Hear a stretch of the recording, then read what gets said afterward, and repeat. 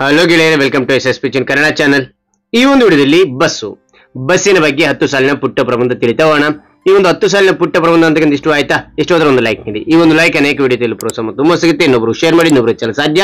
ಇಂಥ ಅನೇಕ video channel subscribe ಆಗಿ. ಹಾಗೆ ಒಂದು ಪ್ರಬಂಧ ನೋಡ್ತಾ ಹೋಗೋಣ ಬನ್ನಿ. ಮೊದಲನೇ ಪಾಯಿಂಟ್ ನೋಡಿ, ಬಸ್ಸು ದೊಡ್ಡ ವಾಹನವಾಗಿದೆ.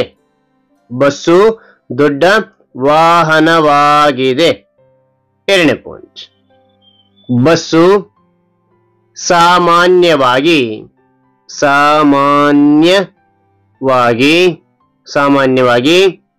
4 ಚಕ್ರಗಳು ಹೊಂದಿರುತ್ತದೆ. ಮತ್ತು ನೋಡಿ, ಬಸ್ಸು ಸಾಮಾನ್ಯವಾಗಿ 4 ಚಕ್ರಗಳು ಹೊಂದಿರುತ್ತದೆ. ಓಕೆನಾ? ಹೊಂದಿರುತ್ತದೆ. ಮೂರನೇ ಪಾಯಿಂಟ್, ಬಸ್ಸು ಚಾಲಕ ಬಸ್ಸು ಓಡಿಸುತ್ತಾನೆ.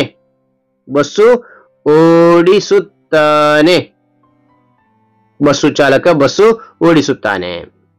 ನಾಲ್ಕನೇ ಪಾಯಿಂಟ್, ಇದು ಪ್ರಯಾಣಿಕರಿಗೆ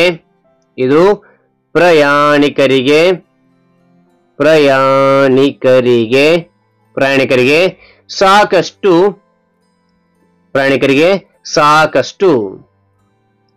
ಆಸನಗಳನ್ನು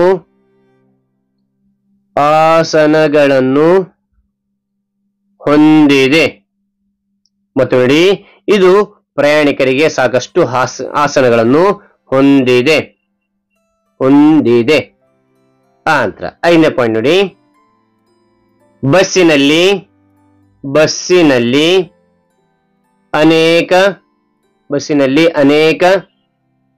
ಕಿಟಕಿಗಳನ್ನು ಕಾಣಬಹುದು. ಕಿಟಕಿಗಳನ್ನು ಕಾಣಬಹುದು. ಬಸ್ಸಿನಲ್ಲಿ ಅನೇಕ ಕಿಟಕಿಗಳನ್ನು ಕಾಣಬಹುದು. ಅಂತ ನೋಡಿ. ಆರನೇ ಪಾಯಿಂಟ್, ರಸ್ತೆಯಲ್ಲಿ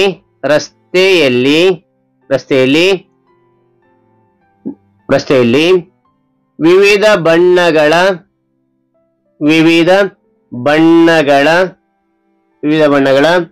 ಬಸ್ಸುಗಳನ್ನು ನೋಡಬಹುದು. ರಸ್ತೆಯಲ್ಲಿ ವಿವಿಧ ಬಣ್ಣಗಳ ಬಸ್ಸುಗಳನ್ನು ನೋಡಬಹುದು. ಬಸ್ಸುಗಳನ್ನು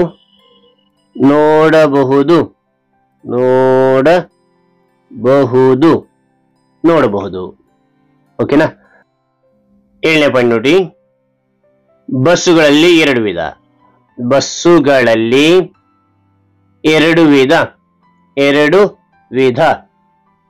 ಖಾಸಗಿ ಮತ್ತು ಸರ್ಕಾರಿ. ಮತ್ತು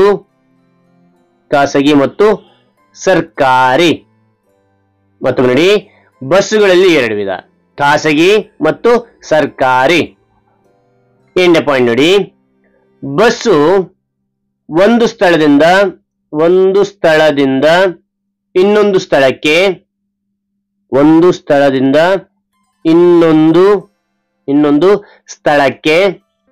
ಹೋಗಲು ಸಹಾಯವಾಗುತ್ತದೆ.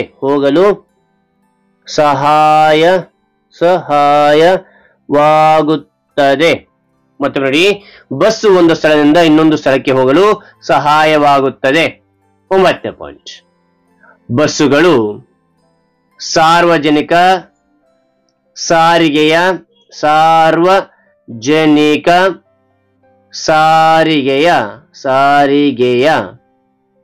ಅನುಕೂಲಕರ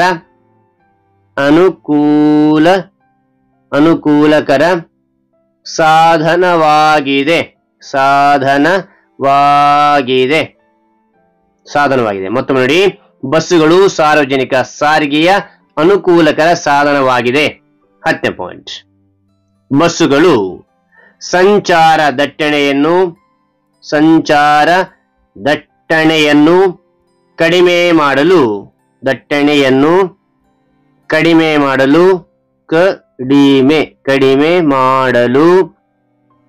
ಸಹಾಯ ಮಾಡುತ್ತದೆ. ಮತ್ತು ನೋಡಿ, ಬಸ್ಸುಗಳು ಸಂಚಾರ ದಟ್ಟಣೆಯನ್ನು ಕಡಿಮೆ ಮಾಡಲು ಸಹಾಯ ಮಾಡುತ್ತದೆ. ಓಕೆನಾ? ಹಾಗಾದ್ರೆ ಒಂದು ಮಾಹಿತಿ ಅಂತ ಇಷ್ಟ ಆಯ್ತಾ? ಇಷ್ಟವಾದ್ರೆ ಲೈಕ್ ಮಾಡಿ, ಇನ್ನೊಬ್ರಿಗೆ ಶೇರ್ ಮಾಡಿ, ಇನ್ನೊಬ್ರಿಗೆ ಚಾನಲ್ ಸಾಧ್ಯ ಅಂತ ಅನೇಕ ವಿಡಿಯೋ ಚಾನಲ್ ಸಬ್ಸ್ಕ್ರೈಬ್ ಆಗಿ ಮತ್ತೊಂದು ಹೊಸ ವಿಷಯದೊಂದಿಗೆ ಮತ್ತೊಂದು ಹೊಸ ವಿಡಿಯೋ ಭೇಟಿ ಆಗ್ತಾನೆ. Thank you for watching. Bye.